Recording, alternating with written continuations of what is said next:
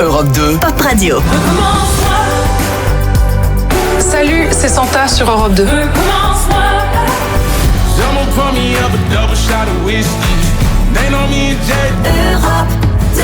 Europe 2 Pop Radio.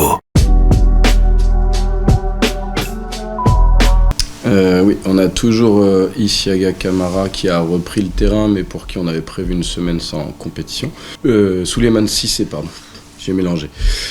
Qui est touché aux adducteurs et qui n'arrive pas pour le moment à passer outre la gêne et la douleur, donc on y va progressivement. C'est quand même un joueur qui a passé quasiment un an loin des terrains et du coup on veut surtout pas le remettre dans une difficulté particulière par rapport à l'aspect athlétique. Ryan Swissi, toujours en reprise progressive, et du coup Isaac Akakpo qui est également indisponible.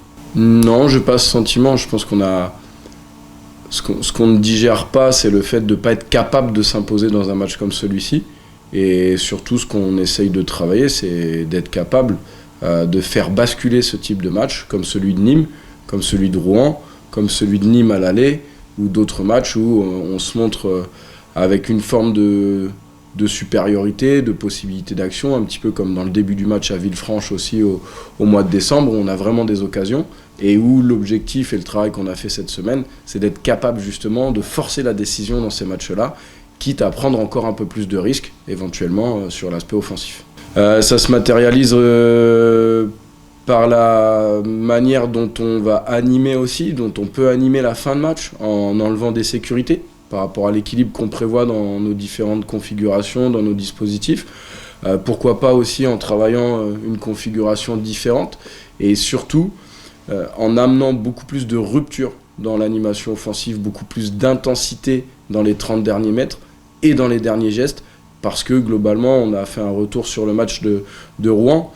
On a des situations de centre, on a des situations de transition aussi, et on voit l'intensité des centres et des ballons donnés qui est insuffisante pour pouvoir faire la différence dans une surface de national, selon ma lecture des choses en tout cas. Non, comme je l'ai déjà dit, c'est quelque chose moi qui m'inquiète pas. J'ai eu par habitude, dans mon expérience personnelle, d'être souvent dans cette configuration-là, et il y a autant pour moi de motifs de stimulation que de motifs d'investissement dans n'importe quel projet, parce que on est là aussi pour développer à la fois le club, à la fois l'équipe, à la fois les joueurs. Et moi, je peux pas entendre qu'un joueur professionnel de football, il coupe sa saison au mois d'avril sous prétexte qu'il peut pas faire ci ou pas faire ça. Et puis, mathématiquement, si d'un côté, c'est pas complètement mort sur la tête du classement, il faut pas non plus se dire qu'on est complètement à l'abri. Une série complètement noire avec 7 matchs perdus pourrait nous amener dans la zone de relégation, et à l'inverse, une série incroyable de 7 victoires pourrait nous amener sur le podium. Donc moi je refuse et je réfute complètement des comportements quand on parle de ventre mou ou quoi que ce soit. En fait, notre métier, c'est de continuer à progresser, à apprendre sans cesse. En tout cas, c'est comme ça que moi je le vois.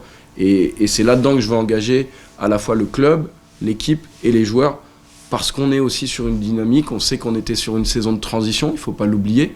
Et malgré tout, pour une saison de transition, moi personnellement, j'y crois encore un peu. Et de toute façon, je croirai à la nécessité de travailler jusqu'à ce qu'on soit en vacances. Parce que quand on est, encore une fois, dans un métier, on ne peut pas s'arrêter avant la fin, en fait. On est tous sous contrat jusqu'au 30 juin.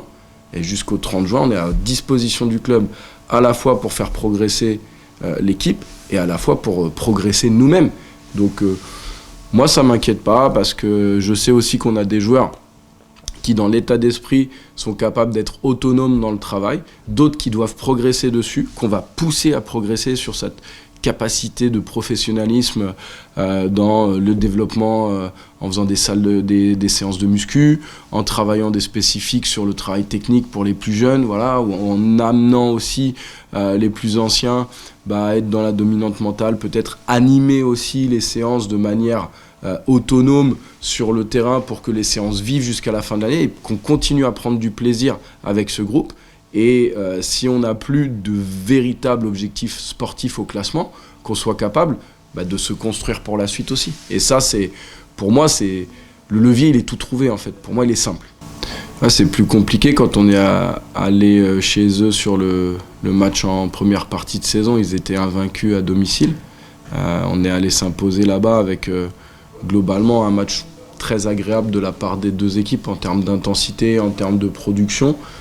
Nous, ça fait partie, je crois que c'est la première mi-temps qui fait partie d'une de nos meilleures mi-temps de l'année. Et on a bien à cœur de retrouver ça demain avec, comme on dit souvent, pour faire un match, il faut deux bonnes équipes. Et je pense que Concarneau est une bonne équipe. Et il ne faut surtout pas les enterrer trop tôt. Parce que pour moi, ils ont vraiment des joueurs de qualité, des joueurs de ce que je pourrais appeler communément des joueurs de foot, des joueurs de ballon. Des joueurs qui sont capables de faire des différences individuellement, sur coup de pied arrêté, des joueurs de force aussi, on l'avait vu quand ils avaient fait rentrer les remplaçants à l'aller, où ils nous avaient mis pas mal de transitions et d'accélération dans les couloirs, notamment, je me rappelle plus, notamment je crois que c'était avec Si, qui était rentré et qui avait tiré le corner aussi, qui avait été décisif sur le corner. Donc pour moi, il y a de la qualité. C'est en plus une équipe qui est cohérente dans sa disposition, dans sa manière de jouer. Donc je pense que ça peut être un très très bon match pour nous, pour dynamiser encore la suite des événements, si je puis dire. C'est pas une équipe qui ferme le jeu. Non, mais c'est une équipe qui est bien équilibrée quand même. C'est quand même une équipe qui est bien positionnée, qui est équilibrée, qui travaille de manière assez claire, qui a vraiment des réseaux aussi de passes un peu identifiés et qui fait des choses qui sont quand même assez fluides.